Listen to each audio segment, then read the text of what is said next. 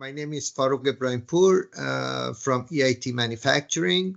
I'm the moderator, and then later it will be the Associate Professor Asun Valiente, who will go through the webinar. And this webinar will be recorded, so except for the Q&A part. So just you know it. The agenda is a short intro to the project for about 10 minutes, and then Professor Asun will lead us through the enhancing of duplex stainless steel additive manufacturing. Then we have Q&A and the next steps.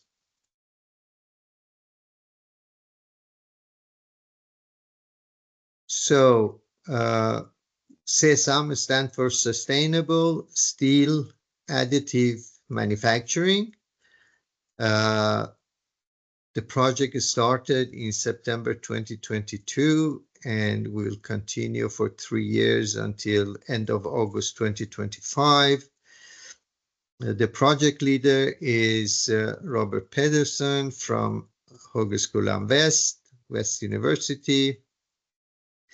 And the partners in the project are West University, Högskolan West in Trollhättan, and the company Alfa Laval, Voestalpine Böhler Welding, company Adaxis, and Procada, as well as EIT Manufacturing.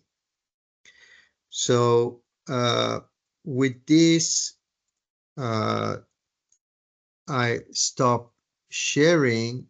Would like to ask Professor Asun to Professor Valiente to share with us her screen. Welcome everybody, also from my side.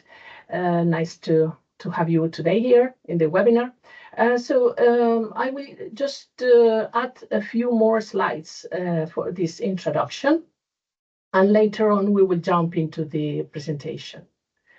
But first of all, I would like to tell you that here at University West, at Högskolan West, we are like having all the history now in connection to additive manufacturing processes.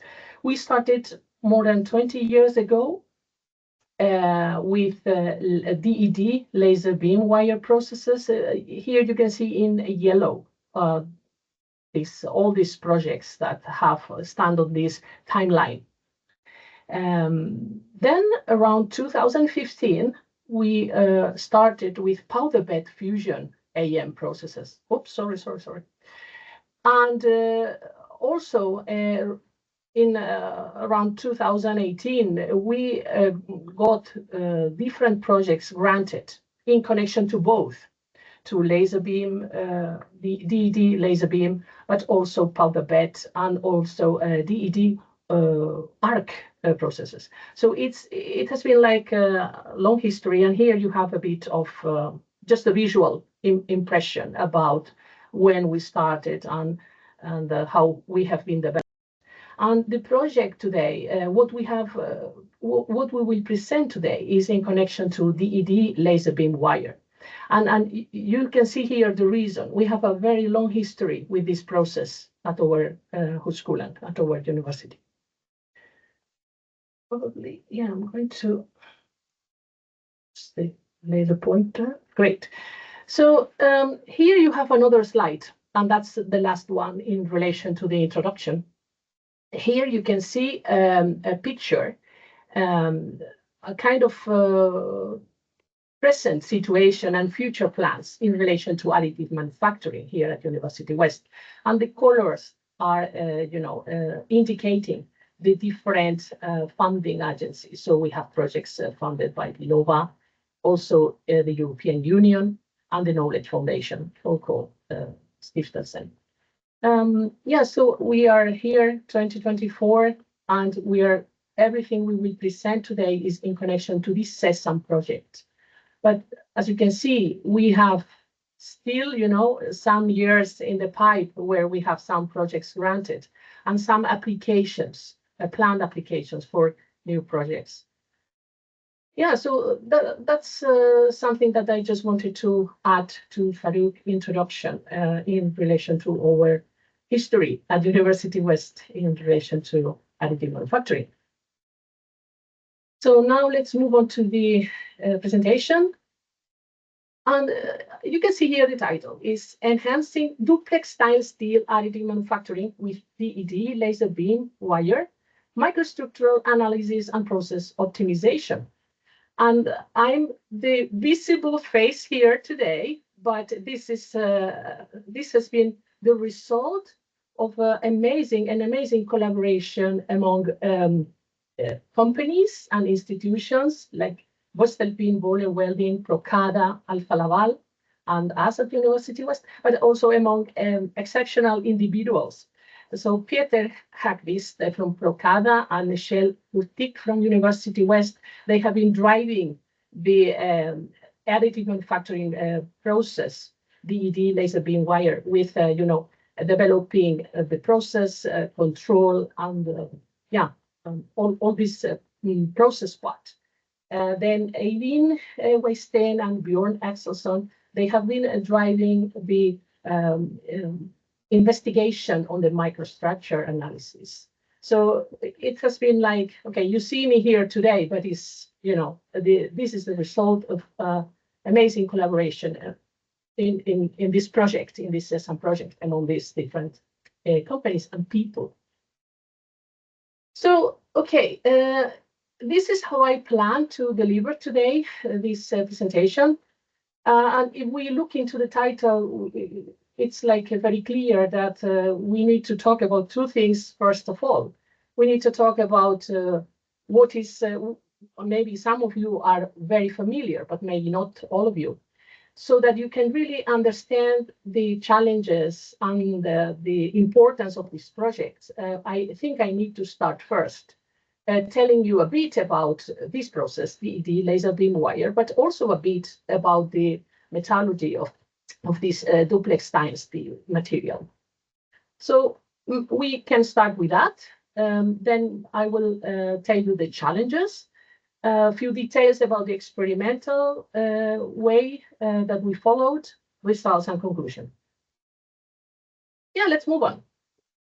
So DED laser-beam wire, this is the directed energy deposition process using laser beam and wire as a feedstock.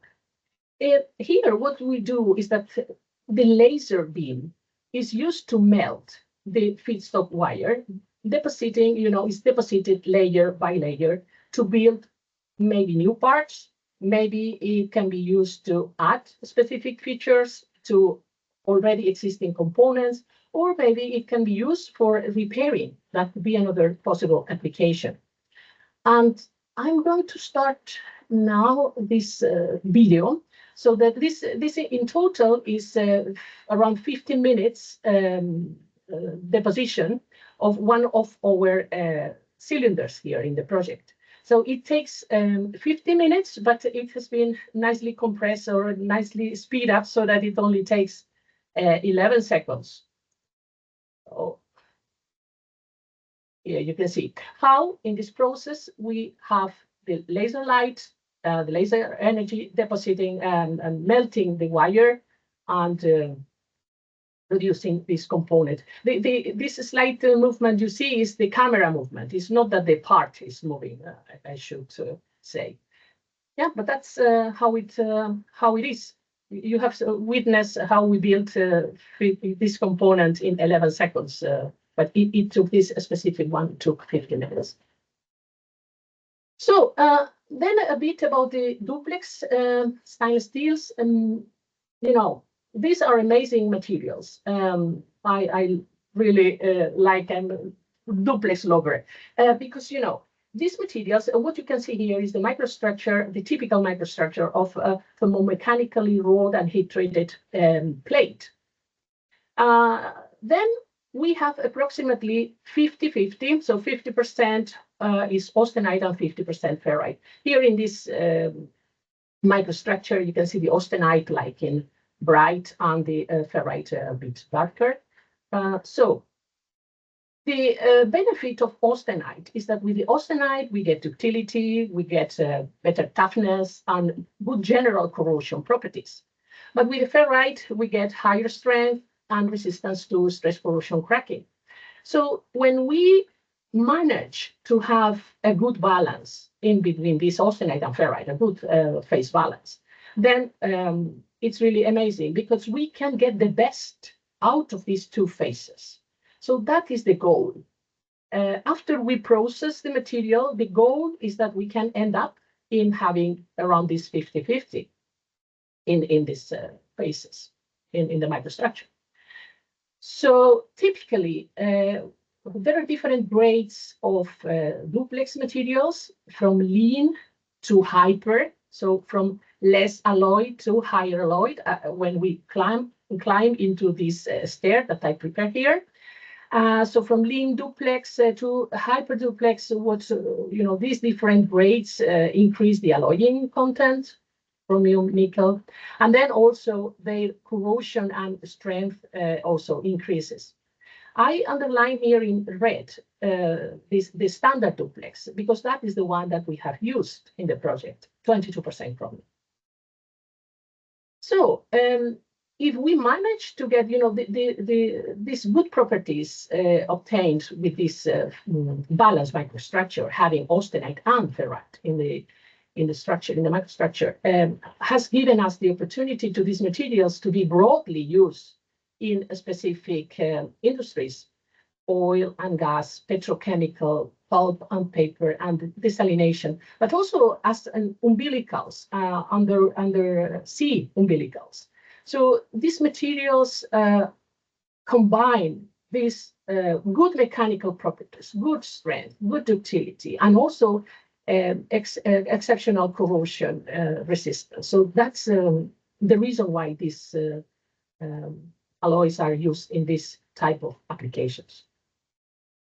Yeah, but you know why it's important that we have this good balance in the microstructure among these two phases? But we need to learn a bit more now. If we plot the phase diagram, which is the diagram that gives us which phases will we find in the microstructure under equilibrium conditions, then that is what we will see.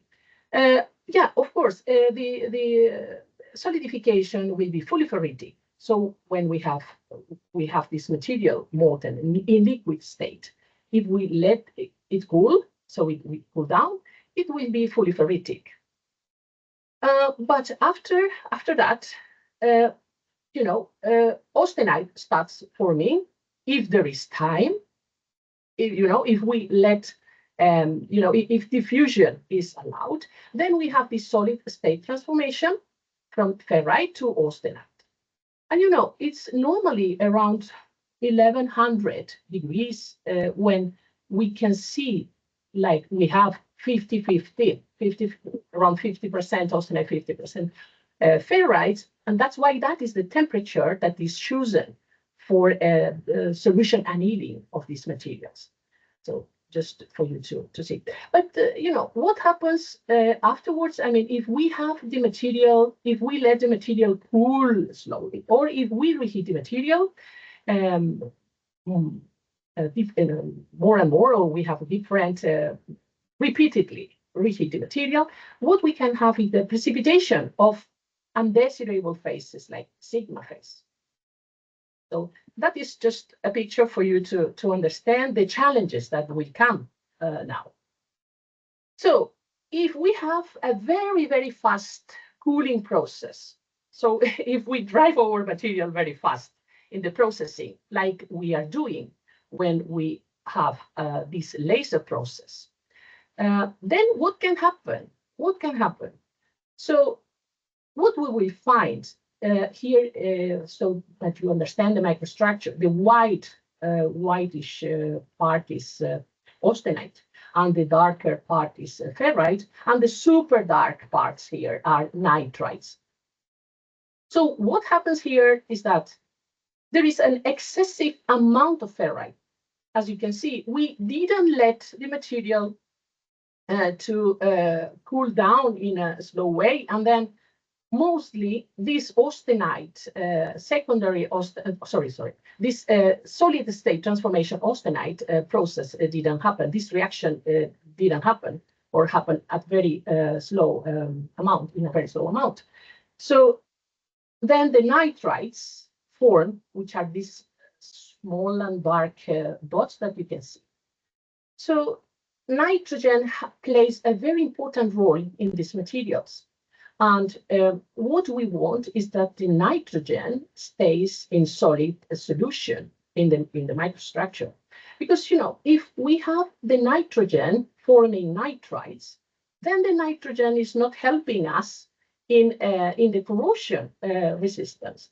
So that's not good. And that is the typical microstructure that we could see when we deposit these duplex materials with the laser, using welding, for example, or when we have this the last layer that is not reheated. That is how it looks like this way.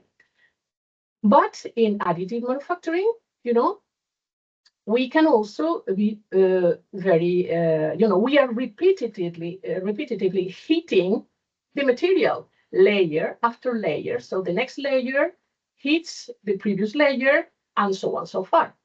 So when we have very slow cooling, or when we have this repeated heating, as we have in AM, then other things can happen. And all this we can, you know, I leave this diagram here so that you understand. So what we have here is like the formation of intermetallics, like sigma. So we give time and energy to these atoms to, you know, to keep moving, to keep diffusing, and to form these undesirable phases. These undesirable phases are enriched in chromium and molybdenum. So that means that, again, that is very detrimental for the corrosion resistance, because these materials, these elements are helping us a lot in the corrosion resistance. So if we have these elements, you know, forming these intermetallics, that is really detrimental for the corrosion resistance, but also for the mechanical properties, especially for the impact times. So that is not good. And this is an example of sigma phase found in these boundaries between, you know, in this, the whitish part is austenite, and then the matrix is ferrite, and you have in these interfaces between austenite and ferrite, you can find this sigma. So that's a bit about the challenges. So, wow, we have laser here with fast cooling, and then we have repeated heating because of the essence of the process. So it's additive manufacturing means that we are repeatedly heating. So what can be wrong? Let's go to the challenge. You know, nowadays, this DED laser beam wire processing, it has large interest, you know, for different reasons, net shape and saving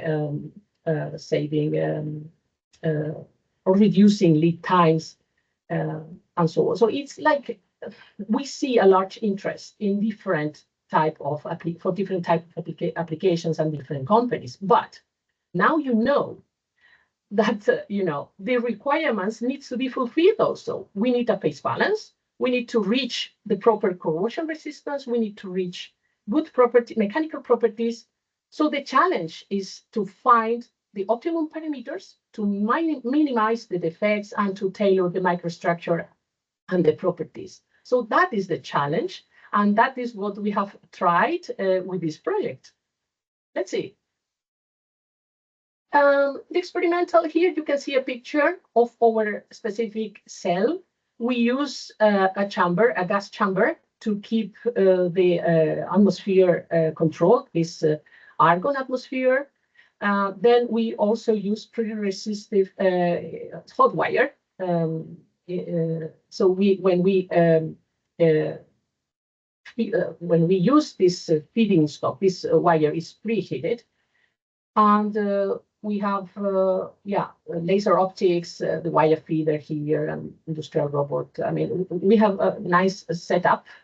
And then we use two types of wires in this study. We use the conventional 2209 material, 22% chromium, 9% nickel nominal composition. That's the standard filler material for the 2205 depositions or so. But also we have used and especially developed 2205 wire, which has less nickel.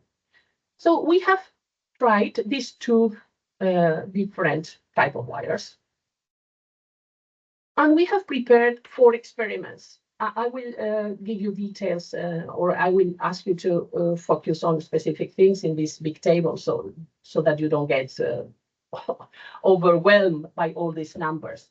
So in the first experiment, we had a 304L, austenitic pipe, and then we built around the pipe with this 2205. The idea in this experiment was to get the overall, the operational window, having a rough operational window, which would be the, approximate parameters so that we can start working. Then cylinder 1 and cylinder 2. Well, in fact, in the cylinder 1, we found some issues that I will explain. And then cylinder 2 was to try to find our limits. How far can we go into this deposition rate until we see defects? So, I mean, these 2 cylinders were in that sense built for that purposes. Cylinder 1 using 2209, cylinder 2 using 2205. And then the cylinder 3 was to confirm that the parameters used were, what we learned from these previous experiments was successfully implemented, and then we could avoid the defects in the next cylinder. So, as I said, we use these 2 different type of wires, 2209 for cylinder 1, but for the other, for cylinder 2, cylinder 3, and the pipe, we use 2205. And the key parameter that I want you to pay attention is the wire feed rate, how fast or how much wire we put into the system. And consequently, we ended up in different deposition rates, different kilos per hour. So one important element in this project was to be, productive. We would like to have a really, productive process so that we can implement this in the industry easily. And then for the industry, it's important that we can deposit this material at fast, in a good reposition rate. So these are the goals, let's say. And then the number of beats was varying, 952 for the pipe, 138 for the cylinder. So like, for example, 3 beats, 46 layers. And then for the other cylinders, it was smaller because we were trying to find the boundaries where the problems were. Yeah, that's in short about the DED experiments. Then about the inspection, we use light optical microscopy, SEM, EDS, EDSD also. And we look into the as deposited condition and the solution annealing condition. So these 2 conditions. And for the solution annealing, for the 2209, we use 1100 for 1 hour, followed by water quenching. And for the solution annealing in the 2205, it's possible to reduce the temperature to 1050 degrees for 1 hour because of the different nickel content. So we can save some, we can go to lower temperatures for solution annealing to get the same duplex microstructure. We also use electron probe microanalysis in this work. And I'm going to jump now into results. So I have to say that in all these 4 cases, in all these 4 experiments, we managed to have a continuous deposition, dimensionally stable. So the deposits were looking really nice with no deformations or anything. And we managed to build up in a continuous way. I showed you the video previously, and that was for cylinder 1, 50 minutes. And so that's just an example. And here you have an image about the first pipe, the first experiment, and the cylinder 1. Just to show you that, it was dimensionally stable. They were continuously deposited, no issues in the process. But when it turned to microstructure, we found, when we started to look into these cross sections, we found some fine grain areas in the bottom of these deposited bits. These were about 220, 300 micrometers distance from the fusion boundary. Sorry, here you have to pay attention that this is the substrate, and we were building in this direction, so you have to imagine this image turned upside down. So we could see that close to the fusion boundary, there were some specific fine grain areas. Here you have a magnification of that fine grain areas, and here some indication of the size, about in width and in height around these sizes. This image is specifically from the pipe, from this first pipe that I showed you, but the same phenomenon was observed when we were using both alloys, 2205 and 2209, so in cylinders 1 and 2 also. So that is something that we observed, regardless the type of wire that we were using. And here, instead of only having the cross-section, conventional cross-section, we also prepared longitudinal cross-sections along the deposition direction. This shows this in cylinder 1. And then the fine grain areas are of considerable length. So so in this conventional cross-section, you just see this like this, but if we go into the other dimension, it was like big, they were like considerable length, most probably going along the whole layer, most probably. And, when we use Murakami, we could see that these fine grain areas, because of this dark blue and reddish color given by Murakami, it indicated that there were some, secondary phases, some indication of these undesirable intermetallics, of this sigma. Wow, at this stage we said, what is that? This is something we never saw before. And that is something that we need to understand why. What is that? Then we concluded that these fine grain areas were the result of a partially molten wire. So when we were depositing, the wire, we were not really melting the whole wire. So probably, the temperature in this region under the feeding, this feeding wire was higher than solidus, but lower than liquidus. I mean, that was our hypothesis. And then we started to dig more into more advanced characterization of these fine grain areas. First of all, we looked into the wire. Here on the left, you have a micro image of the wire, it's 2209. And the grain size was 0.8 to 3.2 micrometers overall, so it was in that range. And when we looked into the fine grain areas, these grain sizes were about 6 to 18 micrometers.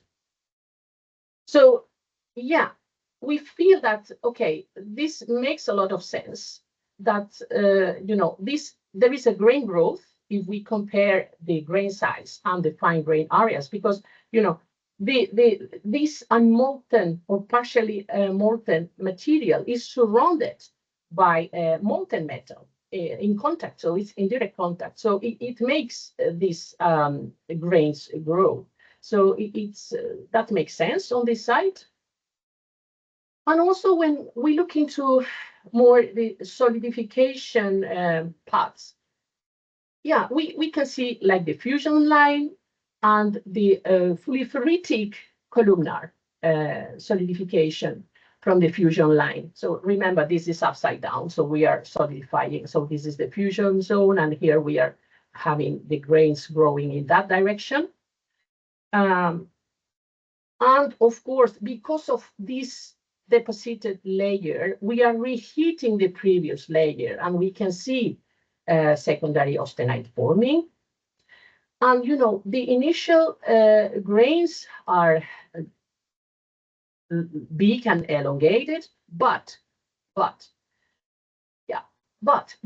after these fine grain areas, what we see is that, okay, we have new smaller grains growing from this partially molten wire. That means that here we have solid material initiating or inducing the formation of new grains. So that all this, this mechanism on looking into these small grains growing from that partially molten wire and looking into the general microstructure, that makes sense with our hypothesis also. And what we saw is that in some cases, there were voids and lack of fusion associated to these fine grain areas. In some cases, not. So it was not always that when we had identified these fine grain areas, at the same time, there was a defect. But in some cases, we found that there was some connection. So that was something that we needed to pay a lot of attention. Here we had from cylinder 1 on the left, this is in the as deposited condition. On the left, we have the fine grain areas, and here we use again Murakami. So this dark blue indicates that we have, we might have some undesirable phases. And here, after solution annealing, here you can see the fine grain area is on the right in this case. But in this case, we cannot see any undesirable phases, any sigma phase or any of these intermetallics after solution annealing when we looked into the optical microscope. We went into the SEM and EDS microanalysis, and then, it's clear that these small grains are enriched in nickel. So it's like austenitic. So we know that these are austenitics, austenitic areas, but oops.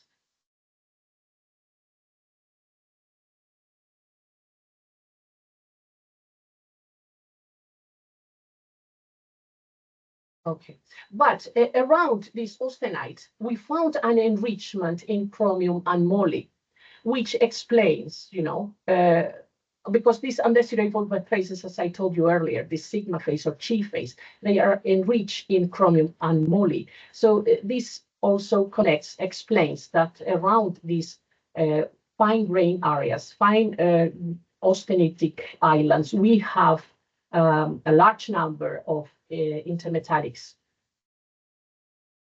Now we went into EBSD, and we tried to quantify the effect of, the goodness or how the heat treatment influence on the amount of this sigma phase, of these undesirable phases. So in the as deposited condition, we found like more than 7%, and after solution annealing, yeah, honestly, we do not think that there was any sigma at all, because afterwards we couldn't find it. So most probably EBSD is like not identifying properly sigma phase because of the preparation of these surfaces. But anyway, the important thing here is that with the heat treatment, after solution annealing, we got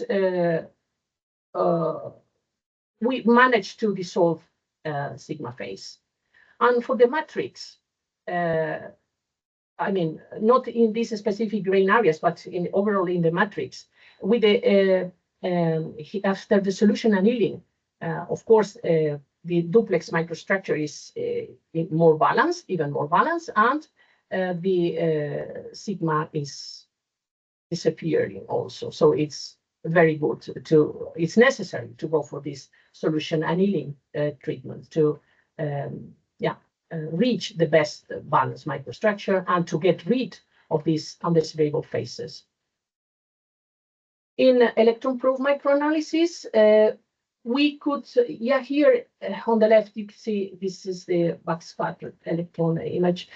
We found, then we, in that longitudinally section, we went with that section to EPMA, and then we found like, okay, there is like uniform, all these elements are uniformly distributed in this fine grain area. So this is something to consider. And then what we found is that nickel, nitrogen, moly, and silicon, all these elements are slightly enriched in this fine grain area, and the chromium is slightly depleted in that area.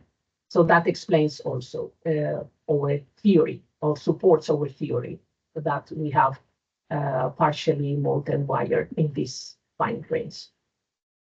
This is the same information, but now in the form of line scans. So this is the matrix, and then in this fine grain area zone, we see enrichment in nickel, nitrogen, moly, and silicon, and slightly depletion of chromium. So now we said, okay, let's try to find a relationship between the fine grain areas and the parameters that we have used in the deposition, because at the end of the day, we do not want these fine grain areas in the deposits, because as I told you, it's like not very good, because sometimes we have this problem with voids and imperfections there. So better to stay away from this fine grain area. So we had to fine tune the parameters. This is in the first cylinder. We use this 5,500 watts and 6 volts in hot wire. And these parts were produced. So we were changing the wire feeding rate and therefore the deposition rate. So here we found that the problems were visible in these conditions, but when we reduced the wire feed rate and therefore we were having lower deposition rates, there were still some white spots, but there was a considerable reduction of this in comparison to the other conditions. So then we jump into cylinder 2. That cylinder, how we prepare this cylinder was like, okay, the first 2 layers were a bit like unstable. So we are sure that in layer 3 and layer 4, we had deposition rate was 10 kilos per hour. And then we reduced to, in next layer, we reduced to 9 kilos per hour, and layer 6, we reduced to 8.5. So while we were depositing in this deposition direction, in the vertical direction, we were reducing the deposition rate. And the result is that here, where you can see the red and the crosses, is because we found the fine grain areas in these positions. in bit 1, bit 2, bit 3, bit 4, and these are the different layers. So, for example, that's an example of the fine grain area observed in layer 4, bit 3, and this green area is where we couldn't find any problem, any fine grain area. So with that experiment, what we understood is that, we need to be lower in the deposition rate to avoid this issue with the unmolten wire, partially unmolten wire. And then finally, with the last cylinder, cylinder 3, we aim for 8 kilos per hour. As you see, in 8 kilos per hour, there was no concern. So then we decided to go for that deposition rate, and then we found that these were the optimum conditions to avoid this problem. So our conclusions, I'm reaching the end. This DED laser beam wire allows really high deposition rates, definitely, because 8 kilos per hour is really amazing. But challenges such as this partially molten wire, voids, and lack of fusion can happen at high wire feeding rates. And then by optimizing these parameters, it was possible for us to obtain these defect-free deposits. That was like the main conclusion.